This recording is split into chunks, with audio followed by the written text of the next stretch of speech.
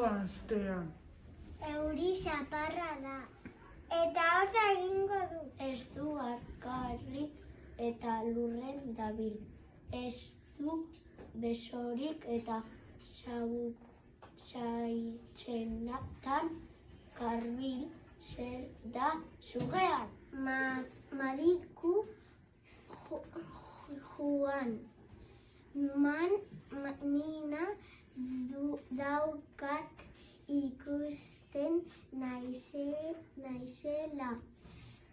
Ehem, eta ehem, zer gertatzen zait? Behatza pusikatuta daukazula. Laukitxo beterik nago eta marroia naiz.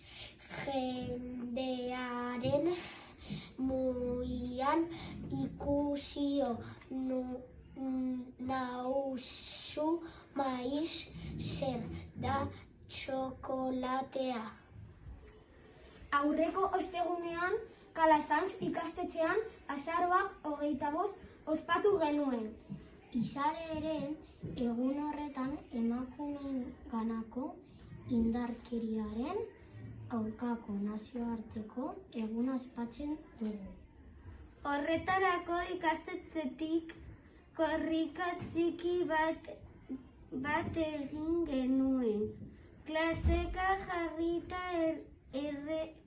erezki txiki batekin eta testiguarekin hasi ginen frontoiak bueltak ematen. Espero dugu hemendik urte batzuera Egun hau ez ospatzea eta inolako indarkeri mota ez egotea. Gogoratu! Ez da ez!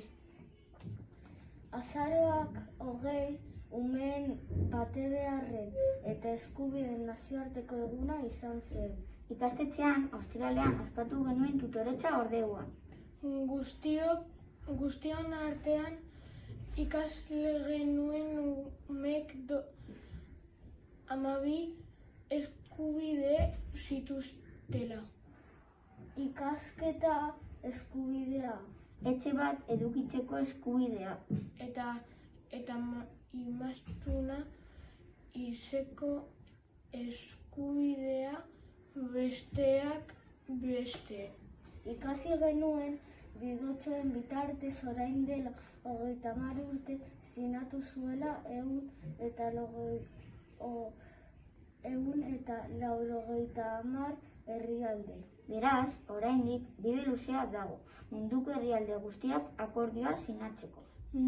Borrokatzen jarraituko dugu munduko ume guztiak haien eskubideak izateko.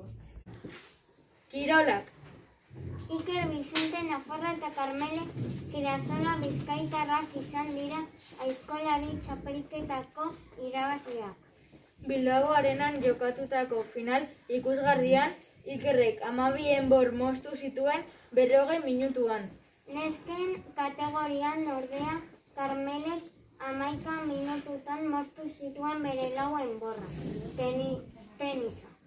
Garbiñe Muguruzak teniseko maisu txapelketa irabazi du.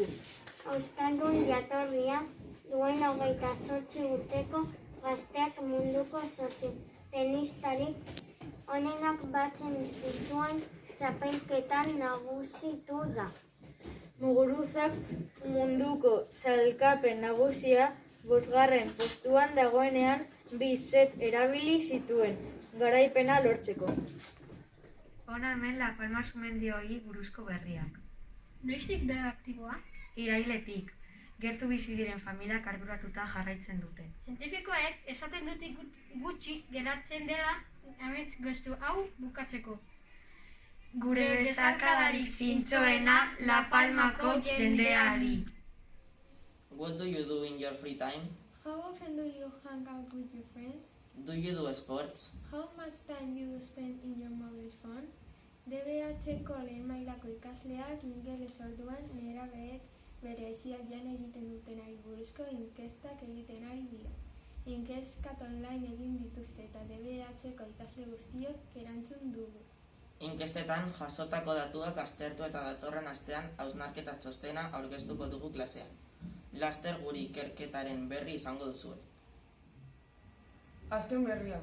DBH-ko 3. maila Santurtziko udalak antolatutako beldur barik. Lehiaketa irabazi dute. Zorionak.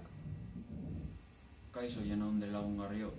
Kalasanz ikastetxeko DBH sailak eta gizarteretzako goi mailako lanbide sailak Karitas Santurtzerekin batera akordio batera heldu gara. DBH 4 mailakok adinduentzako lan bat egiteko. Zehazki, aginduek, bari, WhatsApp eta teknologia berriekin zerikusia daukaten beste aplikazioak erabiltzeko gidak egingo ditugu, beraien gaitasunetara egokituta. Horrela, Santurtziko adinduek erraztasun handiagoa izango dute teknologia berriak erabiltzeko. Gainera, beraien bizitza erraztea espero dugu, baliagarriak diren aplikazioak erabili ahal izango dituzterako.